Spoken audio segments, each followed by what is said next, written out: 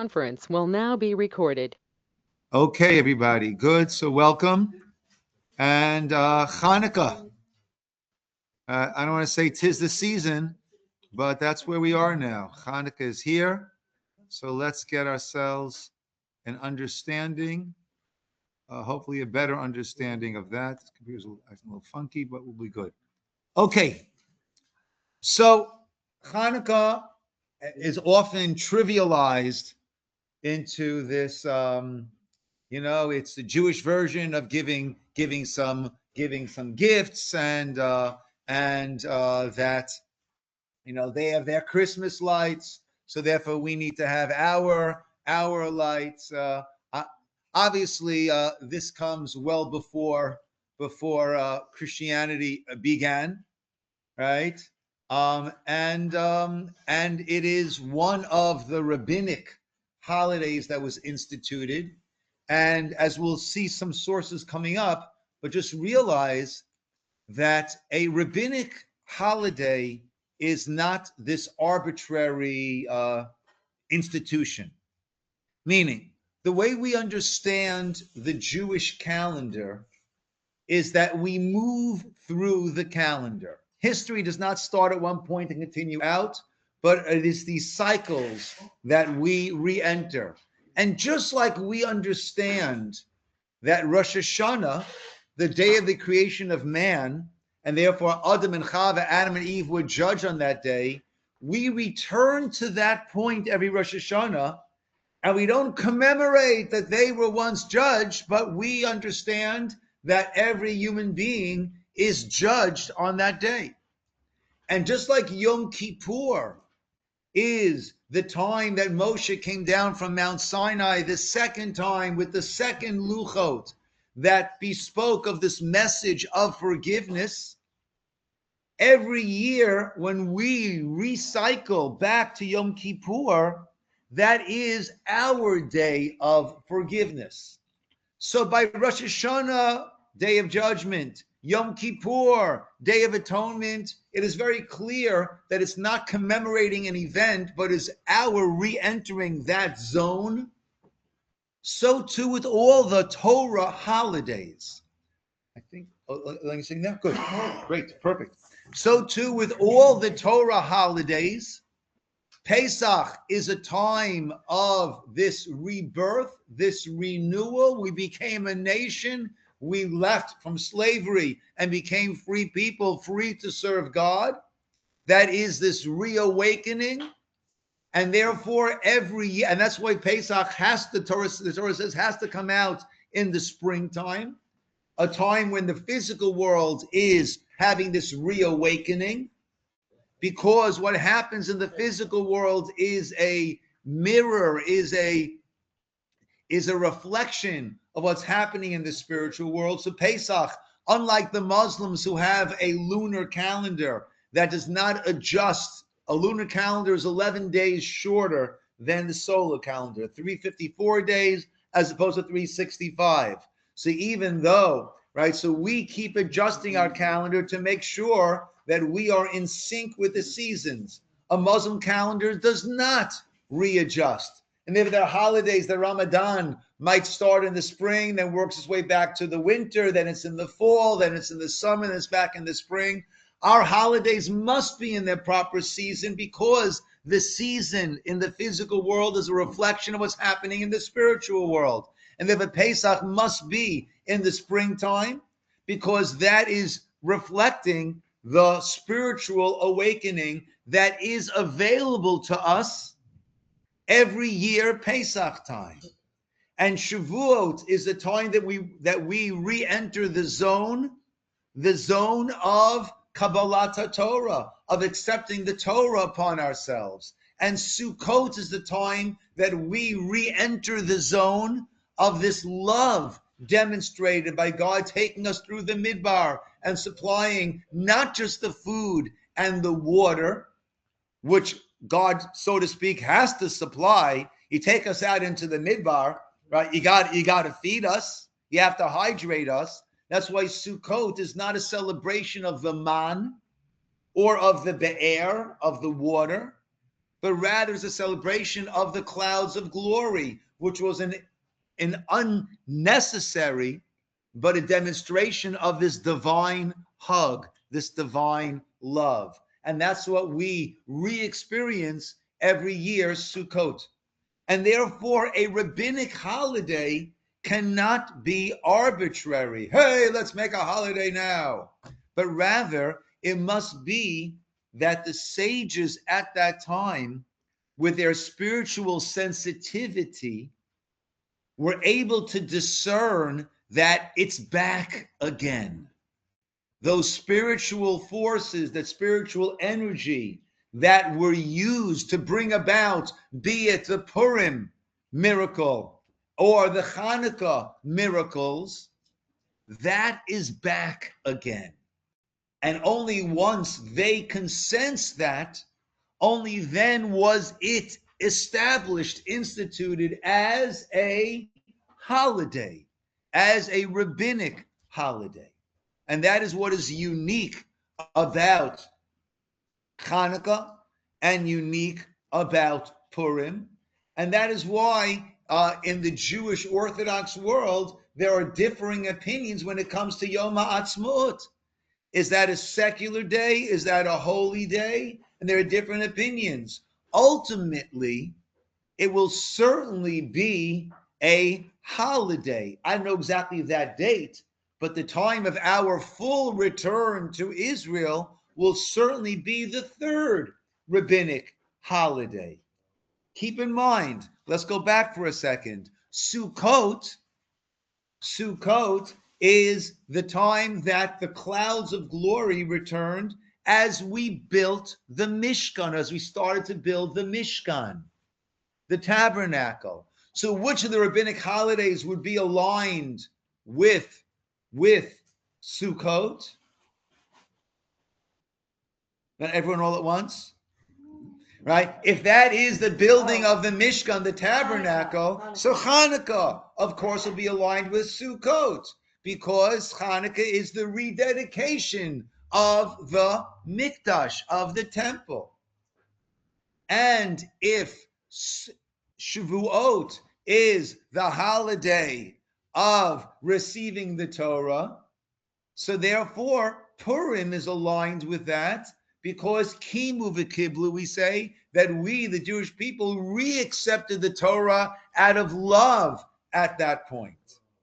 So Sukkot is aligned with Chanukah, and Shavuot is aligned with Purim. Pesach doesn't yet have its full alignment.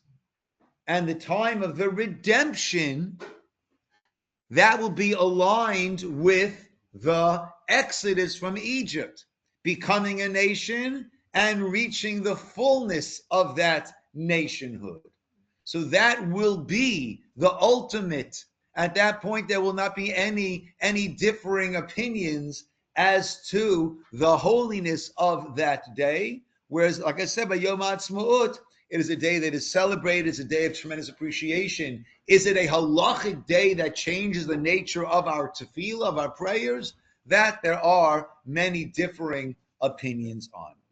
So therefore, Chanukah is a day, is established as a holiday that we re-enter the zone. We re-enter the zone of Chanukah. So let's delve into what is the zone of Chanukah? What is that spiritual energy that came out in Chanukah that will return every year? And just as a side point, I mentioned it took the intuition and the sensitivity of the sages. That's why we say in our Ma'os Sur, we sing B'nei Vina Yemei Shmona Kavu Shir Urananim. B'nei Vina Yemei Shmona Kavu Shir Urananim. B'nei Vina means those with Bina, those with understanding, with perception. Yemei Shmona, 8 days. These 8 days of Chanukah, Kavu, they established it. Who can establish a holiday or a rabbinic holiday? B'nei Vina, those who have that understanding, that insight, that sensitivity, that intuition. With that, so let us see what is the energy, what is Chanukah truly about. Beyond, I have a little dreidel, right? A lot more than that. Let us begin with source number one, based on Rabbi Yitzchak Berkovitz, who's now the Rosh Hashiva of Eish HaTorah from Jerusalem Kola. Who is at the center of the universe? Where are you? Number one, the very top. Number one, based on Rabbi Yitzchak Berkovitz, Jerusalem Kollel. The striking aspect of celebrating Chanukah each year is the realization that the very same ideological battles that were fought 2,200 years ago, which prompted the Syrian-Greek offensive against the Jewish people, culminating in the Chanukah miracles, are still being waged today and are poignantly relevant to the life of every Jew. So the energy of Chanukah is an energy that we need, that applies to our world today. Now, just as a quick aside, Syrian Greek, we always speak about the Greeks. So were they Syrians? Were they Greeks? What is this? Who were they?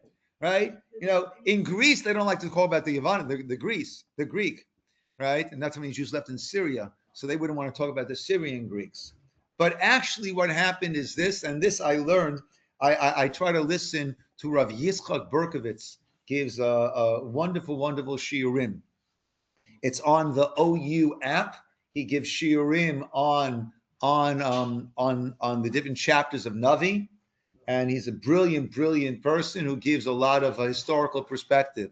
So in short, right, after Alexander the Great, where he had spread his the Greek control, domination to most of the world, of the known world at that point, upon his death, so he did not have a child who became his heir. He did have a child, it seems, but that child died young, right? Probably assassinated by the people who wanted to take. I think it's after his death, the child was assassinated or died, whatever the case is.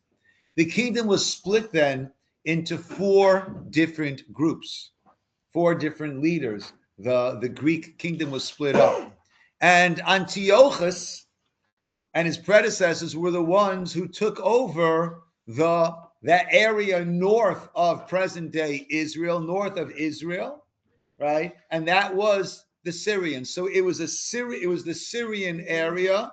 It was a Syrian Greek control, and that's what we speak about the Syrian Greeks. It was the kingdom of Greece, but it was the one who was in charge, who ruled over, after being carved into 4 parts, who ruled over that area that we know as the Syrian area. So the same battles then are still here today. How can this be? The Syrian-Greek war against Israel, replete with tank-like elephants and over 100,000 skilled soldiers, seems like an anomaly to Greek philosophy, right? The Greeks were all about philosophy, understanding, right? The Greeks, home to the schools of Plato and Aristotle, sought to systematically understand and classify knowledge of the world. They were primarily intellectuals, not militants. Right? You always had Athens and Sparta. But why would the Syrian Greek army attack the Jewish nation? Israel was not a military threat. The Syrian Greek target was Judaism, and Judaism alone. Jews who adopted the Greek worldview, Hellenism, were embraced. Okay? This was not Haman looking to wipe everyone out. The Nazis were the followers of that Haman type of attack against us, right? And even 1/8 Jewish, one grandparent, right? One grandparent, one great grandparent, right? Yeah, one great grandparent. Is that right? 1/16 of your blood, if it has Jewish blood, I thought it was 1/8. I'm not sure. I'm not sure what it was. What is in kashrut? If a drop of That's 1/60th. So it's 160. No, they were 160. 116. Oh. 1/16. Oh, in kashrut it's 160. Okay. Yeah, yeah. Actually, I was having an interesting conversation with somebody about the law of return. How a person might be eligible for the law of return to Israel without being halachically, certainly, or without being fully Jewish. And if you remember, years ago, I think during COVID, we had a class from Rabbi Stav in Israel, who's the head of a wonderful organization there that works to make sure that the Judaism there is presented in a loving, positive way to the non-affiliated or non-observant in Israel. But he spoke about that originally the law of return was as a result of the Nazi law, that if I thought it was 1/8. If 1/8 of a Jew is enough reason, right? No, that's grandparents, because everyone. Oh no, that's yeah. If that was enough of a reason for the Nazis to send the person to a gas chamber, then that was enough of a reason that the state of Israel would provide a refuge and a home for them. But that was Nazism. That was Haman. That was not the Greek. That was not Hellenism. If you became a Hellenized, assimilated Jew, then perfect, right? That's all we want. Right? Actually, in this week's parsha, as Yaakov is about to encounter Esav, he prays to God, Hatzileni na, save me, please. Miyad achi, miyad Esav, from the hand of my brother, from the hand of Esav. Now, that's a very redundant verse at first glance, right? Why from the hand of my brother, from the hand of Esav? Either from the hand of my brother, or from the hand of Esav, or from the hand of my brother Esav. But what's from the hand of my brother, from the hand of Esav? And there are those that explain the Beis Halevi. Exactly right. The Beis Halevi says that one was and we still face it today. One was an Esav who's coming to physically harm, and that we had certainly Holocaust pogroms, and the other is Miyad Achi, from the hand of my brother Esav, that if he draws me too close, and that is assimilation that has caused the loss of many more Jews than the Holocaust took. So that Rabbi? was communism. Yes? So there's actually a parallel in that with Christianity too, because the not minimally practicing Jew that the Christians refer to as the Apostle Paul actually was Hellenizing Judaism by making it open to people without having to be circumcised, without having to worship or know any of the Torah prayers or anything like that. He eliminated an entire branch of Judaism by replacing it with a Hellenistic form of. Okay, thank you. Yes. So Hellenism was certainly a challenge for many Jews attracted to the intellectualism and logic of the Greek culture that postulated that man created religion. Right? That's their thesis. Man felt this need to reach out, so man created religion. Nevertheless, what was so appalling to the Syrian Greeks that they sought to destroy Judaism and her adherents? The Greeks taught that man, humankind, was the center of the universe. There is no God. One does not look beyond the physical world. It is man who has or had the need to create God. In contrast, Judaism teaches that man is almost at the center of the universe. Almost, because God gave us a central role to play.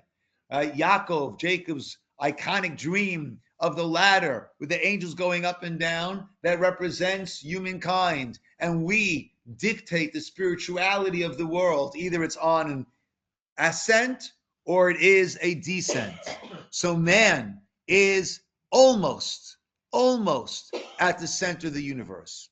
But the primary focus is God, who created, sustains, guides the universe, creates man with a divine soul, and empowers us with the ability to impact both this world and eternal spiritual worlds that transcend physical existence. So God gave us the ability to have this profound effect on the physical world and on the spiritual realms. That was running against the Greek view of man being the center of the universe. The Greeks could not tolerate that the Jewish people lived Judaism as a dynamic reality, which was an affront and threat to Greek thought and culture. And that is why, as he began, 2,200 years later, the Jewish world is still divided between those influenced by Hellenism who view Judaism and Chanukah as tradition, something of sentimental value that contributes some meaning to life, but ultimately is not real. And in contrast, those who see Judaism as a reality where each action has cosmic implications. Everything that we do has cosmic implications. It's real. And that is certainly different views that are prevalent today in Judaism. Therefore, this battle of the Maccabim, of Yehuda Maccabee and the family and those adherents, and the Assyrian Greeks, and all those Jews who had Hellenized, who were then part of this oppression against us. And tragically, sadly, that is we are no strangers to such a phenomenon, right? You look at the Jewish Voice for Peace, right, which is one of the most rabidly anti-Israel and anti-Jewish organizations that exist. Very often it is, right, and you have all of these, pardon me, useful idiots who feel the need to say, as a Jew, I feel, and then to undermine and to attack us. Yeah.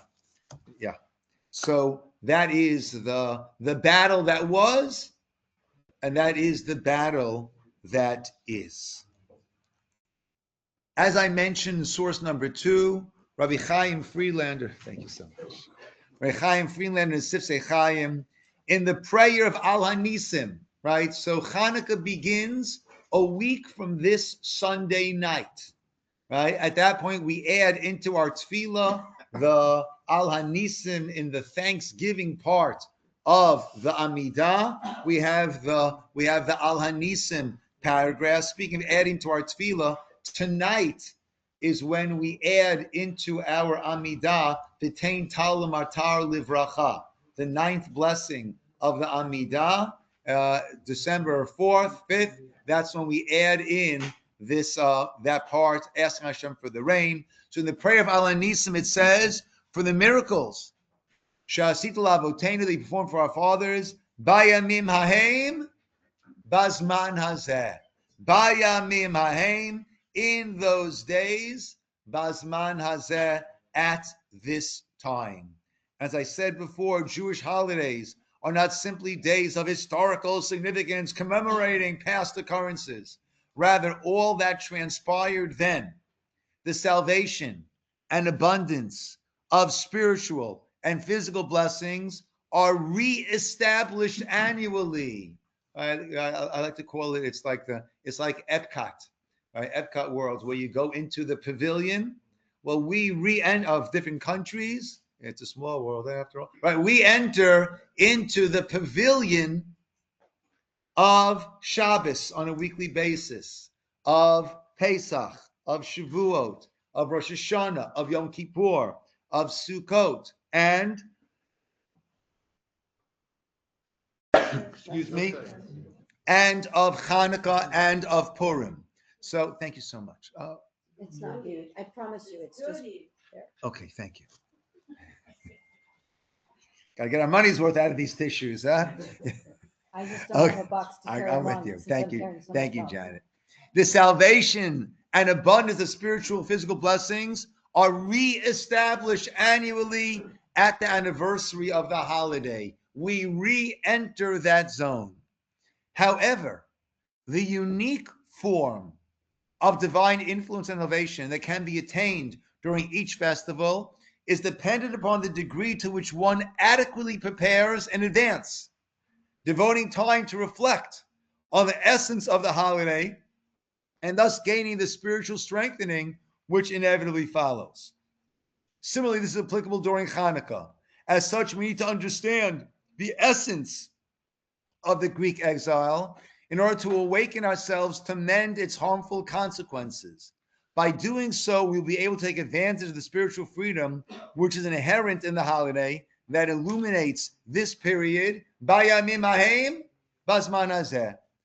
During those days, at this time, every year, beginning in full force a week from this Sunday night.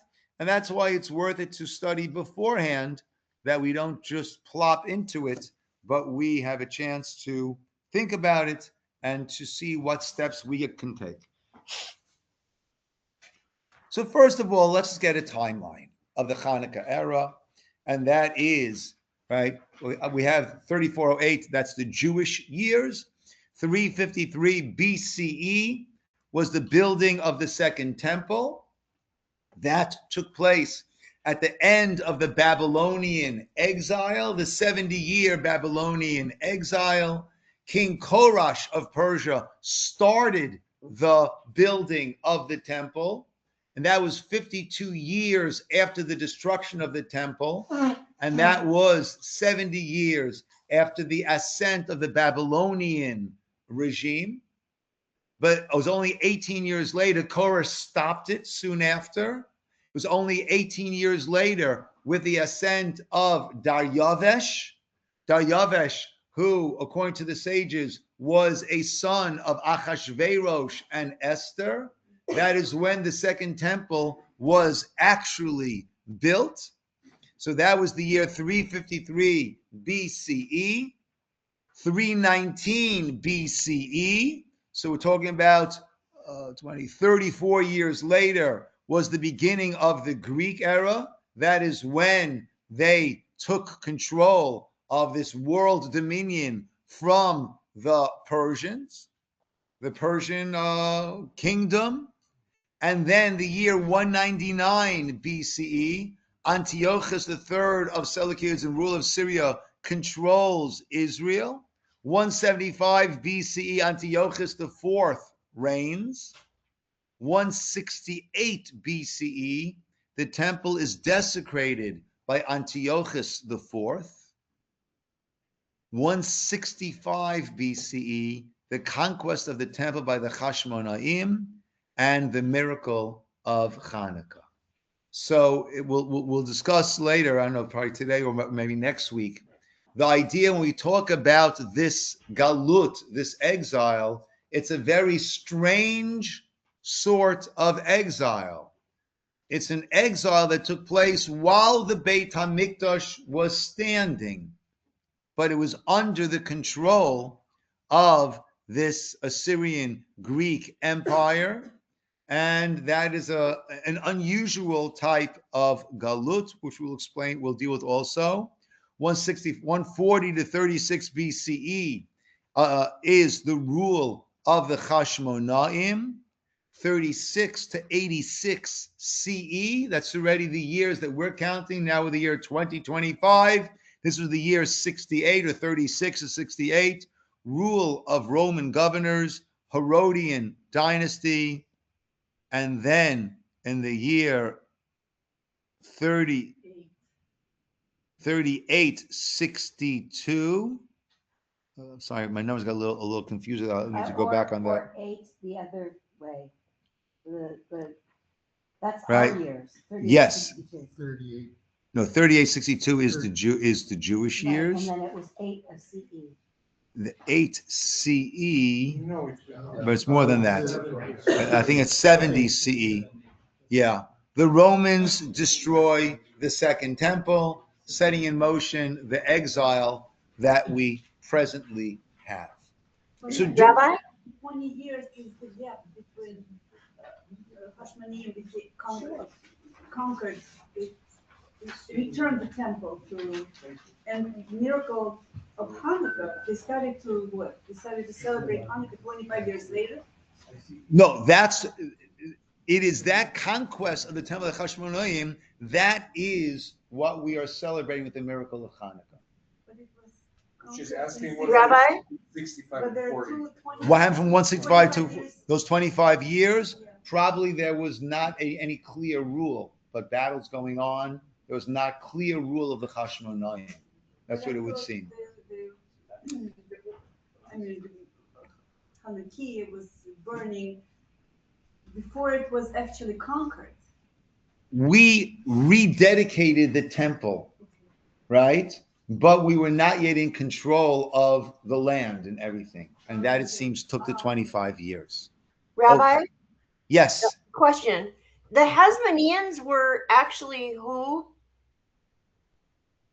Us, the Jews who were faithful to the Torah. There was no it was the Jews who came from Sinai were the Hasmoneans. Is that correct? Not Jews who'd intermarried with other. The Jews who were true to the laws of the Torah and to keeping Judaism. And why As were they opposed to called the Hasmoneans? Why were they called Hashmonaim? I'm not sure. Family, it was the family, wasn't it? Yeah, Was could be. Was that a territorial demonym? I'm not sure. In Israel, I know this town is a Hashmonaim now. Yeah, it probably was the family name. They were from The Levi Chashmonaim. though, weren't they? Hmm? They were Levites because. they were Correct. Cohen. And that was a big problem, right? A big problem was that once they assumed control, according to this is about 25, right? Then it should have been handed over to the descendants of the tribe of Judah, Yehuda, right? And they were the ones who were meant to be the rulers, the kings, the descendants of King David. And they, as Levium, as Levites, wrong tribe, they took that for themselves.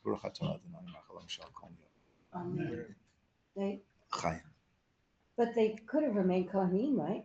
Yeah, they could have and should have. That's what they should have done. So at this time, right? So that we jumped ahead a little bit, but at this time of being under the control of this Assyrian Greek empire, with their fight against Judaism and fight against our keeping the Torah, that is when this Chanukah came about. As the Rambam Maimonides writes in Hilchot Chanukah, the laws of Chanukah, Bebayit Sheni, during the time of the Second Temple, Kishamalchu Yavan, when the Greeks ruled over the Jewish people, Gozru Gezerot al Yisroel, they made decrees, instant decrees against Israel, Ubatlu Datam, and tried to destroy our religion. This is source number 3. Did not allow us to study Torah, uva mitzvot, or to perform certain mitzvot. Upashtu yadam b'mamonam uvenotehem, and they sent forth their hands against our assets and against our women, our daughters. V'nichnasu leheichal, they entered the heichal, into the Beit HaMikdash, into the temple. Upartsu bo pratzot, and they interesting, right? Parts of pratzot they don't translate over here, but what they're actually referring to is they made breaches in the walls because there were certain areas where non-Jews were not supposed to enter, and they made breaches in the wall that anyone could enter. V'timu hatarot, and they defiled those sanctified vessels, items of the temple. V'tzar lahem liyisrael ma'od, and created tremendous hardships for Israel, mitneim, v'lachatzum lachatz gadol, and pressured them immensely, ad, until sherichem aleim alokei avotenu, until the God of our fathers had compassion on us, v'hoshiam mi'adam, and saved us from their hands, v'hitzilam, rescued us from their hands and saved us. Now we still have a remnant of these decrees as part of our regular practice. On a weekly basis, every Shabbat. So we have a remnant of this every single Shabbat. And that is, after our Torah reading, we read the Haftorah, right? What is the Haftorah? It's not half of the Torah. It's not even. It's spelled with a It's not even. It's not even aligned with the word Torah, right? Right? Yes. It's a part of Tanakh that may allude to that or have some link or connection. Exactly, to the Janet. parsha. It is part not so much of Tanakh, but of Naviim. It's not from Ketuvim. It's not from Torah. It's from Naviim, only from the prophets, right? Not from what we call Ketuvim scripture, which would include Tehillim, etc., Daniel, Ezra, Nehemiah, right? It is a portion of the Navi, of the prophets, that thematically aligns with the Torah reading. Why and when was that instituted? Right at this point, when there was a decree that we cannot study or read Torah. So therefore, that was going to completely undermine the whole structure of our Shabbat services. There was others. There was Brit Milah, there was Shabbat, there was a lot that was, but Torah reading. So therefore, the rabbis instituted that instead of reading from the Torah, we would keep that same structure, and in between Shacharit, morning services, Musaf, additional services, we would read from the Navi, something, a portion that was thematically connected to the Torah reading. And that's why, unless it is a complete unit, we read 21 psukim of the Haftorah. Why 21 psukim? Why a minimum of 21 verses?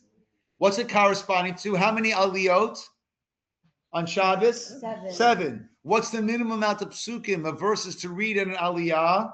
3. So the minimum amount of psukim for a Shabbos reading would be 21. So corresponding to that, we would read 21 psukim as the minimum of the Haftorah. Again, we have some that are smaller than that because they are a self-enclosed unit, but that is the idea the Gemara speaks about. Once, and that's what we started doing then because of this decree. Once the decree was rescinded and we were able to go back to our Torah reading, so with classic Jewish in your face, not only will you make us do less, we're now going to do even more. So therefore, every Shabbat, we have our proper Torah reading. And in addition to that, we have the Haftorah reading. We have the Nevi'im reading. However, in order to not mistakenly equate the two, we have what we call maftir. What is maftir? Maftir is called up to read from the Torah, and then he reads the Nevi'im. If he would come and read just from the Navi, so we called 7 people to read from the Torah. Now we're calling a person to read from the Navi, from the prophets. That would seem to be equating Torah and Navi, and they're not equal. Torah, Navi, Torah, prophets. It's a different level. So as to not mistakenly equate the two, you're only called up to read from the Torah. The first 7 aliyah, they read from the Torah. And the 8th aliyah, the maftir, he's called up and he reads from the Torah. And then, in addition, he'll also read from the Navi. But we won't call up someone to just read from the Navi. You'll call up for an aliyah to read from the Torah. Now, certain weeks, on regular weeks, he will repeat the last 3, 4, 5 sukkim of the Torah. On special days, when we have Rosh Chodesh or a holiday where there's going to be a different reading, so that's when we take out 2 Sifrei Torah, and then the Maftir will read from that other reading, and then we'll read from the Navi. But all of that we do, Shabbos, is all based on exactly what happened over here. Yes, Janet. And on the daily Amida, don't we also have something left over where when Shema was prohibited, they put it in a different little place and they just say Shema and then they go on to something else too, where before the regular pre-Amida Shema, like in the beginning Birchas HaShachar. If someone can pass this to Dora. Yeah, I don't think that was related to this. I think that's an added part of davening. Oh, because I thought it was because that no one knew that then if it was out of order and you weren't going to be able to say Shema, they put it in a place where they wouldn't be coming to check. Not that I know of. Okay. Not that I know of. Yes, Shah. So, actually, anything that had to do with the Torah was forbidden? No, there were certain mitzvot that they decreed against. So They decreed against Brit Milah, circumcision, because that was a desecration of the holy human body, right? And that's why the Olympics, right, used to be done without any clothing, right? So it was Brit Milah. It was also Shabbat, right? Also, it was Rosh Chodesh, which seems like a strange thing for them to be fixating on, right? Rosh Chodesh. But Rosh Chodesh, the Jewish new moon, actually is that we determine the holiday, and therefore we determine the date. So we determine the holiday. So we determine the holiness, right? If the witnesses don't come, even though the moon was there, the witnesses didn't come in time, then that day is not Rosh Chodesh. The next day is Rosh Chodesh. So Pesach will be a day later. Rosh Hashanah will be a day later. Yom Kippur will be a day later, which means that we are, so to speak, controlling the spirituality, right? When is the day of judgment? When is the day of atonement? When is the day of Pesach? When is it that you can't have a Seder? When is it that you can't eat chametz? We determine that. And that's all Rosh Chodesh. And that was something that they were very uncomfortable granting us that power. So it was Brit Milah, it was Shabbos, it was Rosh Chodesh, and it was Torah study. Well, It was like pivotal things that would throw Jews off from practicing Judaism. Yes. By taking the smallest and expanding them to the largest impact. Well, I would say each of these were important concepts of Judaism that they were undermining. Yes. I read 2 renditions recently of the lighting of the candles, that you can go light to dark, or you go 1 to 8, or you can have all 8 to 1. Yeah, so that's a a machloket, a dispute in the Talmud between Beit Shammai and Beit Hillel. Beit Hillel says 1 to 8, Malin v'kodesh, we ascend in kedusha, ve'ein moridin, and Beit Shammai says like the parei hachag, you go from 8 down to 1. On Sukkot, we bring these different sacrifices, and some of the sacrifices are the parim, the bulls, and they are diminished, go from 13 down to 7. They work their way down. So corresponding to that, which represents the control the nations have over us diminishing, that's how Beit Shammai says to light. Everyone, though, the halacha follows Beit Hillel, but a difference that there are differences between Ashkenaz and Sfard does everyone in the house light, or does just one person light? There's one per family, right? That there is. Yes, Dov, and then we'll pick up here next week. I'm sorry?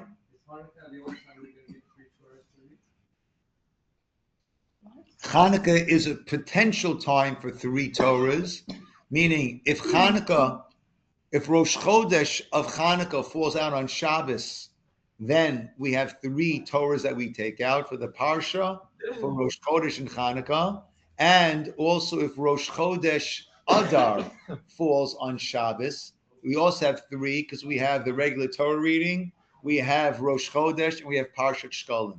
So those are the 2 times a year where we have the possibility of taking out 3 Torahs because we have 3 separate Torah readings. Yes. Me? Yes, you. So I don't understand this. They allowed us to have physical Torahs?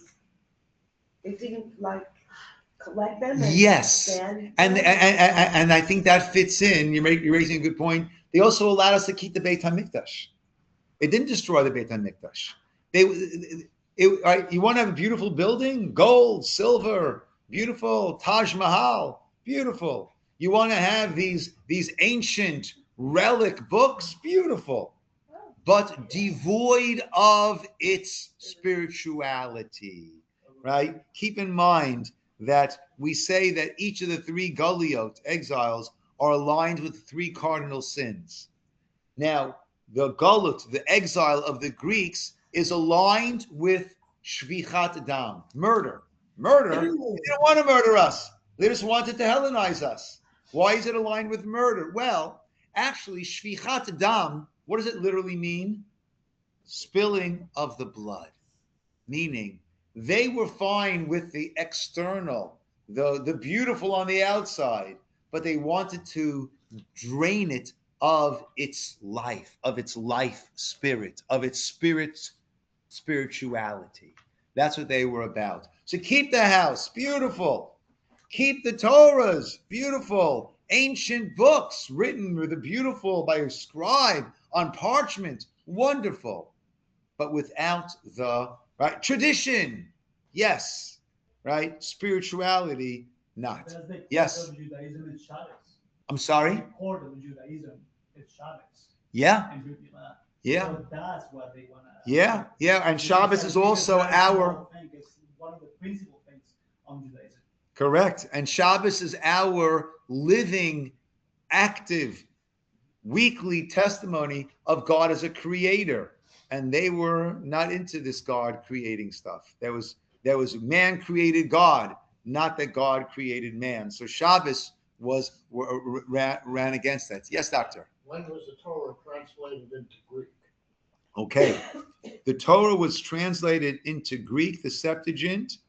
That was during the time of Yanai HaMelech.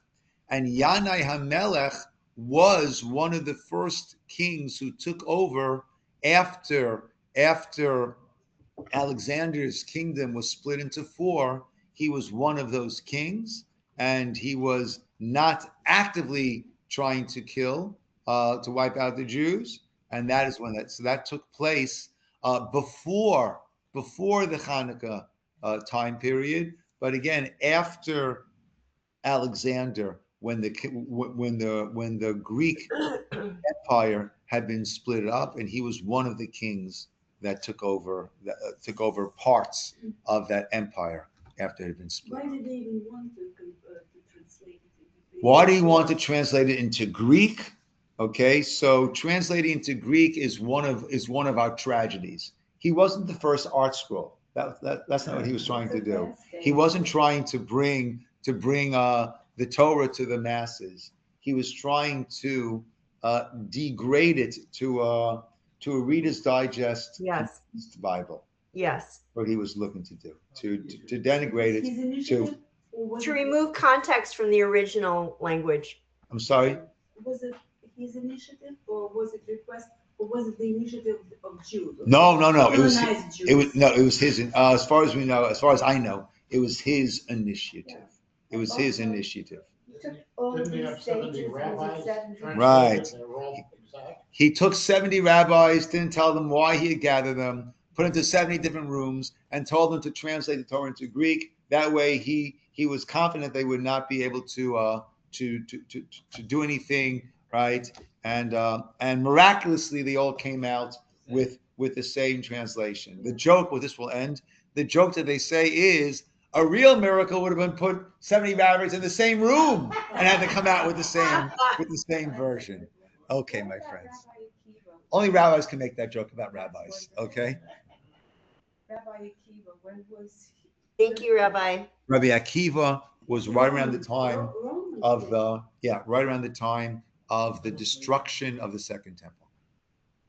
The second. 68. This is way after this then. Yes, this is Oh. yes, well after Chanukah. Chanukah was still a lot of time left for the Second Temple. What was the time frame between Greek, not conquest, but ruling of Jews and Romans starting rules? How many years, how many maybe centuries Jews lived freely? If they, The Greeks took over towards the beginning of the Second Temple. The Romans towards the end of the Second Temple. Yeah. The Second Temple stood for 420 years. Romans first and then Greeks? No, Greeks first. Greeks. Greeks towards the beginning of the Second Temple. Okay. Romans towards the end of the Second Temple. Okay. Yeshkoach, everybody. Thank you so One much. person. Rabbi, Thank Yes. you. I'd like to make a request.